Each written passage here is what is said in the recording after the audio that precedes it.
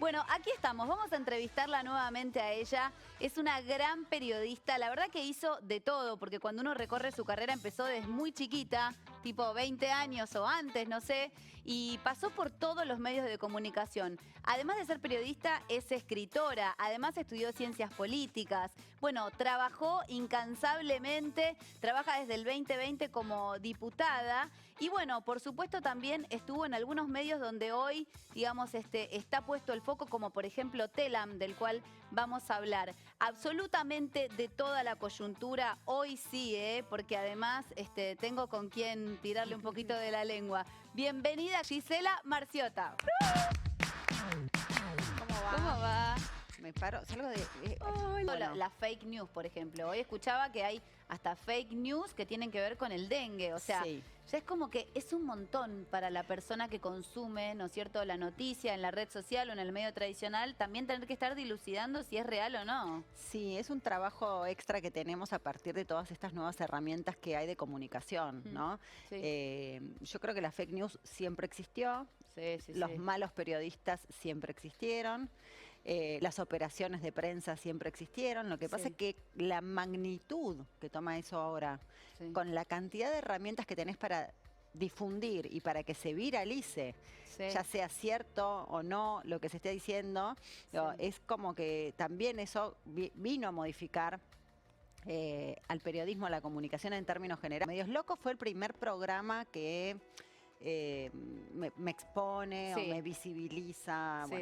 Y este fue también un antes y un después, el primer programa donde yo empiezo a hacer periodismo político, que era lo que yo quería hacer, que ya lo hacía, si bien lo venía haciendo en Telam, pero era lo que yo quería hacer en todos los rubros, digo, en gráfica, en tele y en radio. Y ese año fue un año para mí muy bueno y muy malo. Ese año yo estaba haciendo todo eso. Estaba en radio y era columnista del Cholo Gómez Castañón en Radio La Red y era la columnista política. Después estaba en Telam en la sección política. Después era la columnista de Hora Clave, pero antes estaba siendo también columnista de Hora Clave en la radio, que también tiene un programa a la tarde de lunes a viernes, Grondona, en la red. Entonces hacía todo eso como columnista política. Y fue como un antes y un después, muy bueno a nivel profesional, hasta que dijeron que yo era la amante de Grondona. Y ahí me quedé sin todos esos trabajos. Y la verdad que horrible, fue como, igual. No, fue tremendo. Pero aparte fue tremendo porque fue... o sea, fue un golpe... Digo, fue un golpe bajo, ¿no? Como bajo, alto, todo. O sea, porque además... era como la descalificación 100% de mi trabajo y mi capacidad, porque lo que estaban diciendo es, está sentada ahí porque es la amante novia de Grondona. O sea, obviamente ese prejuicio machirulo de los medios, además porque lo instalan desde los medios de comunicación. Además yo era muy chiquita, tenía 25 años, 26. Y no sabía tampoco cómo manejarme en esa situación. ¿Y qué hiciste? O sea, fue nada, me quedé como muda, no salía a decir nada. Yo hoy, si tuviera que asesorarla a la Gisela Marciota de ese momento. O sea, le hubiera dicho, pero denuncia a todos, pero aparte denuncialos penalmente, judicialmente, mediáticamente. O sea, haría todo eso. Está bueno también hablar un poco de lo que está pasando, ¿no? Porque recién nombramos un montón de cosas, qué sé yo, nombramos a Telam, nombramos a Canal 7, y son cosas que están, digamos, hoy haciendo mucho ruido. Bueno, obvio, quiero saber tu opinión. A ver, la imagino, pero te quiero escuchar. Primero que hay un desconocimiento de Telam enorme, porque el trabajo de una agencia de noticias es muy invisible. Entonces, cuando a la gente le dicen Telam, no saben mucho, excepto que seas periodista, qué es Telam y qué hace Telam. Porque Telam genera material y genera información que consumimos los periodistas. Los medios de comunicación, yo explico siempre esto, contratan el servicio de Telam, que se paga, que no es gratuito. Telam vende su servicio, es un negocio también. Es del Estado, pero el servicio se vende. No es porque es del Estado el servicio de Telam es gratis, no es gratis.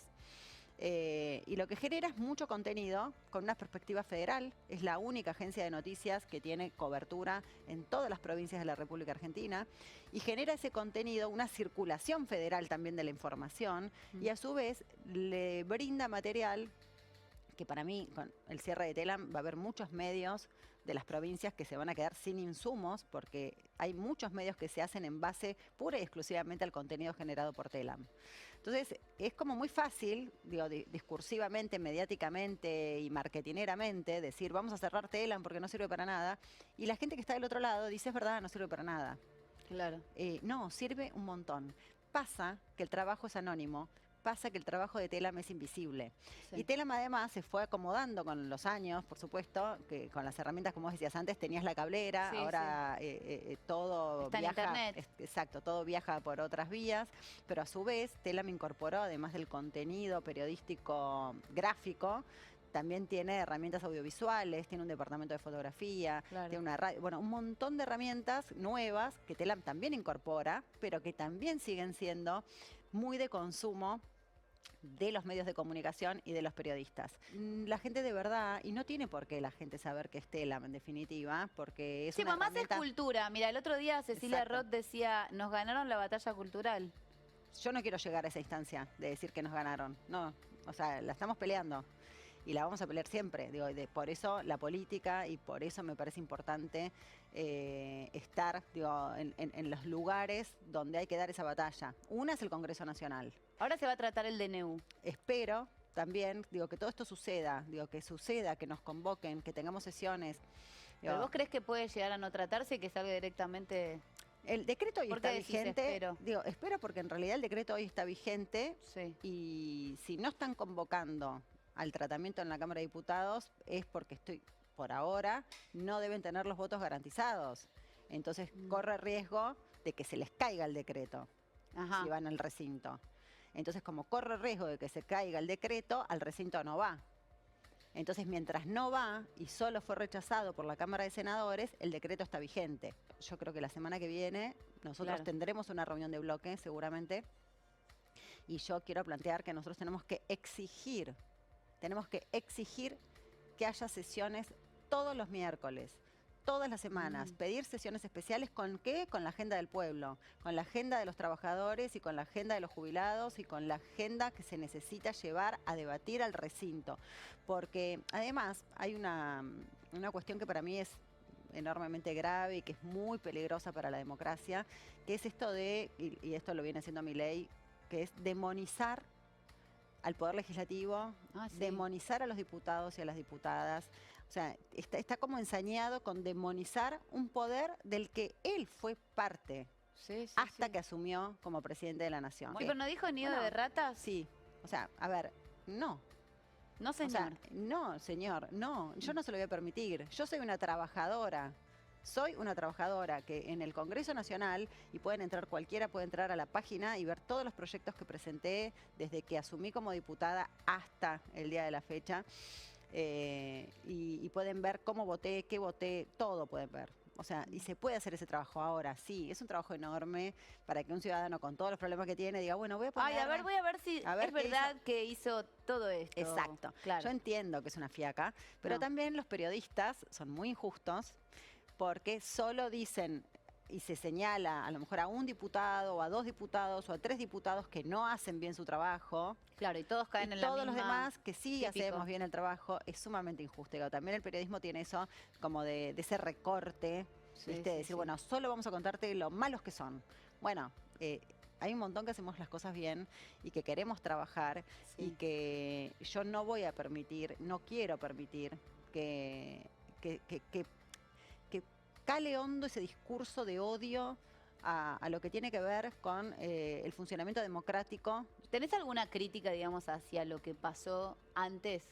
Porque, digamos, si no, no se entiende que cale tan hondo, ¿entendés? Mira, yo tengo y lo vengo diciendo cada vez que tengo la oportunidad, y digo, lamentablemente, ¿no? Tenemos que reconocer que hoy Milei es presidente porque fracasó la alianza, o como se llame, Cambiemos, Junto por el Cambio, fracasó el macrismo cuando gobernó, fracasó el Frente de Todos y la presidencia de Alberto Fernández cuando gobernó. Entonces, ante el fracaso de esas coaliciones de gobierno que estuvieron los últimos 8 años, y yo creo que si el Pato Donald decía que quería ser presidente de la Argentina, ganaba. Digo, porque era como la tercera era la alternativa. Sí, era como el distinto. El distinto Exacto. tenía mucho. Bueno, siempre escoba nueva, ¿cómo es ese Sí, versito? escoba nueva barre bien. Algo así. Digo, pero este no barre bien. O sea, este nos está barriendo a todos, digamos. O sea, pero la verdad, era como el tercero que aparece como que no estaba era como lo nuevo. Que en definitiva no es nada nuevo porque vos ves cómo está compuesto esto y cómo gana la segunda vuelta a partir del acercamiento y la alianza con Macri. Sí, cómo armó todo su equipo. O sea, y... ¿No lo entonces, querés ni un poco a Milei? No, nada. Para nada, nada de nada. O sea, a mí me preocupa. Yo quiero más oposición. Digo, quiero más. Digo, me parece que nos está faltando estar mucho más activos respecto de la defensa de lo que hay que defender, que es al pueblo argentino. Pasa que ahí entran como todas las cosas, ¿no? De egos y de acomodos, de conveniencias, de que, bueno, no lo voy a decir ahora porque no me conviene que se ponga el otro enfrente. Bueno, no sé, la política. Sí, una especulación que hoy me parece que el tiempo de la Argentina no lo puede permitir. No necesariamente hacer política es porque sos político. Yo no me considero política, sino que yo soy una ciudadana periodista que hoy está haciendo política y que hoy es diputada. No, pero no soy política en el sentido de, yo no vivo de la política, yo viví del periodismo y sigo viviendo del periodismo también desde los 17 años. No vivo de la política. Sí considero la política como una herramienta fundamental con la que le podés arruinar la vida a las personas, como está haciendo Milei, o le podés mejorar la vida a las personas, como hemos tenido el gobierno de Cristina, de Néstor, Perón, hemos tenido gobiernos que le cambiaron la vida para bien a las personas. Se puede hacer eso, se puede hacer lo otro. La herramienta es esa y para mí es una herramienta muy importante. Creo que hoy las personas que hacemos política no podemos darnos el lujo de especular con nada. Estamos ante una situación de una magnitud, de gravedad tan enorme que yo no sé si hay dimensión, porque todo esto que se está destrozando y que está destrozando la vida de las personas, va a ser muy difícil de reconstruir. Ahora dicen 70.000 personas que van a quedarse sin trabajo, que van a quedar 70.000 personas sin trabajo. ¿Y naturalizamos eso? O sea, decimos, bueno, está bien. O sube todo, tipo vas a comprar cualquier cosa y no puedes creer lo que te sale. O sea, pero no entiendo qué pasa. Nosotros hicimos las cosas mal, sí, las hicimos horribles. Ahora, el pueblo no se merece esto, ¿eh? O sea, nosotros lo tenemos que haber hecho mejor, sí, por supuesto, pero esto, ¿pero por qué el autocastigo además? Porque la sociedad se está como castigando a sí misma. Pero bueno, más allá de ese autocastigo que hay, que yo creo que ahí nosotros tenemos la responsabilidad de lo que hicimos mal y la responsabilidad ahora de reorganizarnos lo antes que se pueda para poder contener todas estas heridas que que empieza a dejar el gobierno de Milei y que las tenemos que empezar a contener de alguna manera. ¿Y cómo se contiene, por ejemplo, a los jubilados? Bueno, metete en ese tema. Bueno, eso es lo que te iba a decir. Desde mi lugar, ¿cómo pienso yo? Con proyectos de ley que espero que se conviertan en ley y que puedan, como yo te diría, como blindar a determinados sectores en función de determinados temas. Por ejemplo, jubilaciones. El tema jubilaciones, que vienen perdiendo desde que asumió Milei muchísimo más. Es cierto que los jubilados venían perdiendo también con el gobierno de Alberto, porque sus actualizaciones quedaban en desventaja respecto de la inflación. Por eso, desde mi lugar, presenté en su momento un proyecto que, lamentablemente, cuando Alberto era presidente, no se tuvo la decisión política de que sea ley, ese proyecto que presenté en el 2022, porque era un proyecto en el que yo defendía la fórmula de movilidad jubilatoria, que es la de salario más recaudación, y cada 3 meses, pero le agregaba la cláusula gatillo de la inflación, es decir, que cuando la fórmula no compensa la inflación del trimestre, se activa la cláusula gatillo y automáticamente la inflación estaba incorporada a compensar y que quedara parejo, que empatara la movilidad con la inflación del trimestre. Lamentablemente, no se tuvo la voluntad política en el gobierno de Alberto de que este proyecto se tratara y que fuera ley. Estas son las cosas de las que me parece que hay que reflexionar y decir, bueno, ¿por qué no se trató y no se hizo esto y no se contuvo a los jubilados cuando los teníamos que contener cuando éramos gobierno? Ese proyecto pierde estado parlamentario, lo presento de nuevo ahora. Ahora está tratándose en comisión. Es el único proyecto de todos los que hay 16 proyectos para modificar la movilidad jubilatoria. Es el único proyecto que sostiene la fórmula y agrega inflación. La mayoría de los proyectos están más en sintonía con lo que pretende el presidente con el decreto, que es que las jubilaciones se actualicen solo por inflación. Esto también es muy importante y hay que explicar que es un arma de doble filo, lo de que sea solo por inflación y dejar afuera la fórmula. Pasa que si vos solo actualizás por inflación y dejás afuera la fórmula, es decir, salario y recaudación, si baja la inflación, se plancha la jubilación. Claro. O sea, no vas a tener aumento. Si baja la inflación, no se te aumenta. Con lo cual, lo que yo digo es, suena bien. Suena bien, pero no es la... Claro. Exacto. Hay un trasfondo de eso, porque suena bien hoy que tenés una inflación altísima, que los jubilados vienen perdiendo casi un 40% ya a esta altura, desde enero a esta parte. No, y además le sacaron un montón de cosas que antes tenían, los de los medicamentos, sí, un montón de prestaciones. Entonces, todo eso que ellos dicen y suena como... Está el jubilado mirándome ahora y dice, no, pero a mí que me aumenten por inflación porque ya está. No, hoy, en un periodo inflacionario como el que tenés, quizás te sirve, más o menos. Igual lo que perdiste no te lo van a recuperar, pero quizás te sirve en este periodo. Pero si baja la inflación, que yo creo además que sí va a bajar, porque como estamos en una etapa de recesión, porque cada vez la gente consume menos, porque tiene cada vez los menos numeritos plata. les van a dar.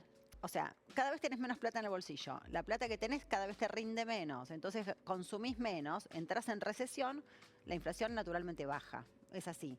Va a bajar la inflación. Con lo cual, te van a planchar la jubilación. En cambio, si vos sostenés la fórmula, si baja la inflación, vos tenés garantizado el aumento trimestral en función de la recaudación y de la movilidad que hayan tenido los salarios. Perfecto. Entonces, entendido. Vos te tenés que garantizar eso. Salario, recaudación, más cláusula gatillo. Entonces, bien, si hay un periodo de inflación muy alto, se activa la cláusula y si no, no se usa.